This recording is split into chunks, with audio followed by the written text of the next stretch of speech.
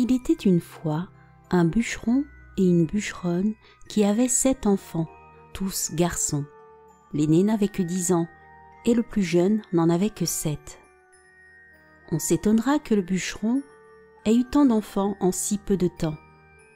Mais c'est que sa femme allait vite en besogne et n'en avait pas moins de 2 à la fois. Il était fort pauvre et leurs 7 enfants les incommodaient beaucoup, parce qu'aucun d'eux ne pouvait encore gagner sa vie. Ce qui les chagrinait encore, c'est que le plus jeune était fort délicat et ne disait mot, prenant pour bêtise ce qui était une marque de la bonté de son esprit. Il était fort petit, et quand il vint au monde, il n'était guère plus gros que le pouce, ce qui fit qu'on l'appela le petit Pousset.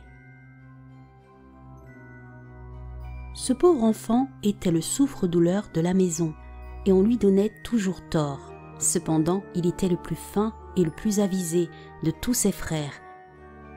Il vint une année très fâcheuse, et la famine fut si grande que ces pauvres gens résolurent de se défaire de leurs enfants.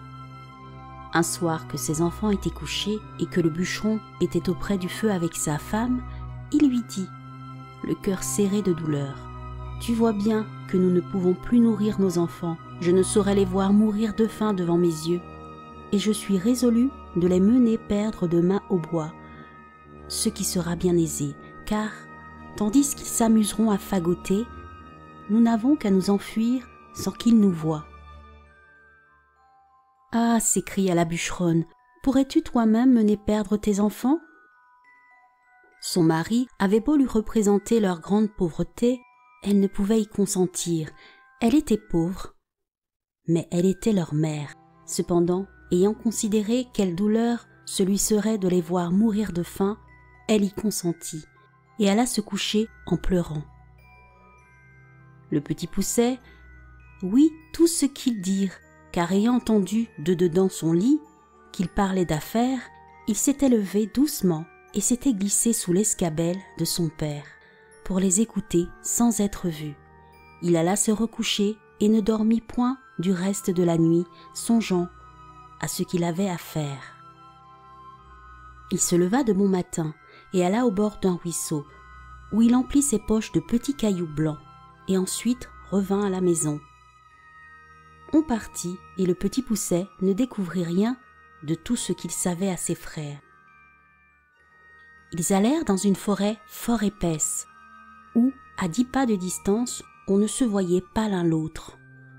Le bûcheron se mit à couper du bois, et ses enfants à ramasser des broutilles pour faire des fagots. Le père et la mère, les voyant occupés à travailler, s'éloignèrent d'eux insensiblement, et puis s'enfuirent tout à coup par un petit sentier détourné.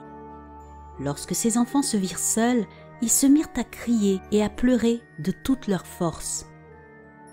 Le petit Pousset les laissait crier, sachant bien par où il reviendrait à la maison, car en marchant, il avait laissé tomber le long du chemin les petits cailloux blancs qu'il avait dans ses poches.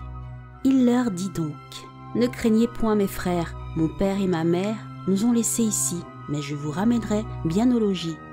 Suivez-moi seulement. » Ils le suivirent, et il les mena jusqu'à leur maison, par le même chemin qu'ils étaient venus dans la forêt. Ils n'osèrent d'abord entrer, mais ils se mirent tous contre la porte pour écouter ce que disaient leur père et leur mère. Dans le moment que le bûcheron et la bûcheronne arrivèrent chez eux, le seigneur du village leur envoya 10 écus qu'il leur devait il y avait longtemps et dont ils n'espéraient plus rien. Cela leur redonna la vie, car les pauvres gens mouraient de faim. Le bûcheron envoya sur l'heure sa femme à la boucherie. Comme il y avait longtemps qu'elle n'avait mangé, elle acheta 3 fois plus de viande qu'il n'en fallait pour le souper de 2 personnes. Lorsqu'ils furent rassasiés, la bûcheronne dit « Hélas, où sont maintenant nos pauvres enfants? Ils feraient bonne chère de ceux qui nous restent là. Mais aussi, Guillaume, c'est toi qui les as voulu perdre. J'avais bien dit que nous nous en repentirions. Que font-ils maintenant dans cette forêt? Hélas, les loups les ont peut-être déjà mangés. Tu es bien inhumain d'avoir perdu ainsi tes enfants. » Le bûcheron s'impatienta à la fin, car elle redit plus de 20 fois qu'il s'en repentirait et qu'elle l'avait bien dit. Il la menaça de la battre si elle ne se taisait. Ce n'est pas que le bûcheron ne fût peut-être encore plus fâché que sa femme, mais c'est qu'elle lui rompait la tête et qu'il était de l'humeur de beaucoup d'autres gens qui aiment fort les femmes qui disent bien, mais qui trouvent très importunes celles qui ont toujours bien dit. La bûcheronne était tout en pleurs. « Hélas, où sont maintenant mes enfants, mes pauvres enfants ?» Elle le dit une fois si haut que les enfants qui étaient à la porte, l'ayant entendu, se mirent à crier tous ensemble. « Nous voilà, nous voilà !» Elle courut vite leur ouvrir la porte et leur dit en les embrassant « Que je suis aise de vous revoir, mes chers enfants, vous êtes bien là et vous avez bien faim. Et toi, Pierrot, comme te voilà crotté, viens que je te débarbouille. » Ce Pierrot était son fils aîné, qu'elle aimait plus que tous les autres, parce qu'il était un peu rousseau et qu'elle était un peu rousse.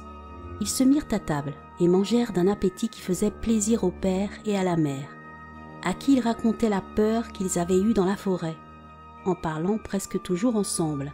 Ces bonnes gens étaient ravis de revoir leurs enfants avec eux, et cette joie dura tant que les 10 écus durèrent. Mais lorsque l'argent fut dépensé, ils retombèrent dans leur premier chagrin et résolurent de les perdre encore, et pour ne pas manquer leur coup, de les mener bien plus loin que la première fois, ils ne purent parler de cela si secrètement qu'ils ne fussent entendus par le petit Poucet, qui fit son compte de sortir d'affaires comme il avait déjà fait. Mais quoiqu'il se fût levé de grand matin pour aller ramasser de petits cailloux, il ne put en venir à bout, car il trouva la porte de la maison fermée à double tour. Il ne savait que faire. Lorsque la bûcheronne, leur ayant donné à chacun un morceau de pain pour leur déjeuner, il songea qu'il pourrait se servir de son pain au lieu de cailloux, en rejetant par miettes le long des chemins où il passerait. Il le serra donc dans sa poche. Le père et la mère les menèrent dans l'endroit de la forêt le plus épais et le plus obscur, et dès qu'ils y furent, ils gagnèrent un faux fuyant et les laissèrent là. Le petit Poucet ne s'en chagrina pas beaucoup, parce qu'il croyait retrouver aisément son chemin par le moyen de son pain qu'il avait semé partout où il avait passé.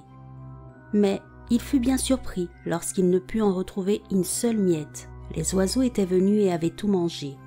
Les voilà donc bien affligés, car plus ils marchaient, plus ils s'égaraient et s'enfonçaient dans la forêt.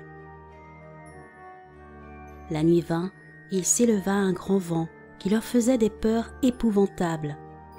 Ils croyaient n'entendre de tous côtés que les hurlements de loups qui venaient à eux pour les manger. Ils n'osaient presque se parler ni tourner la tête.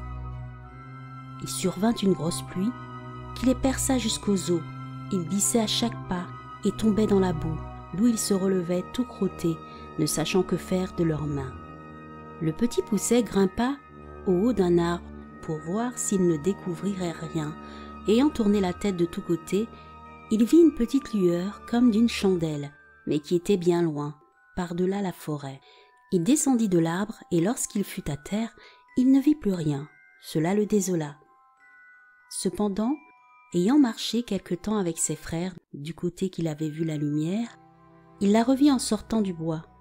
Ils arrivèrent enfin à la maison où était cette chandelle, non sans bien des frayeurs, car souvent, ils la perdaient de vue, ce qui leur arrivait toutes les fois qu'ils descendaient dans quelque fond. Ils heurtèrent à la porte, et une bonne femme vint leur ouvrir. Elle leur demanda ce qu'ils voulaient.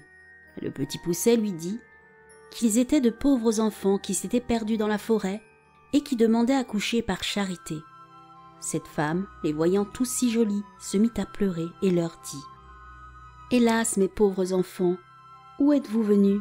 Savez-vous bien que c'est ici la maison d'un ogre qui mange les petits enfants? » « Hélas, madame, lui répondit le petit Pousset, qui tremblait de toute sa force, aussi bien que ses frères.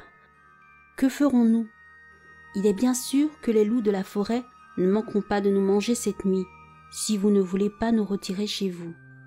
Et cela étant, nous aimons mieux que ce soit monsieur qui nous mange. Peut-être qu'il aura pitié de nous, si vous voulez bien l'en prier. » La femme de l'ogre, qui crut qu'elle pourrait les cacher à son mari jusqu'au lendemain matin, les laissa entrer et les mena se chauffer auprès d'un bon feu, car il y avait un mouton tout entier à la broche pour le souper de l'ogre. Comme ils commencèrent à se chauffer, ils entendirent heurter 3 ou 4 grands coups à la porte. C'était l'ogre qui revenait.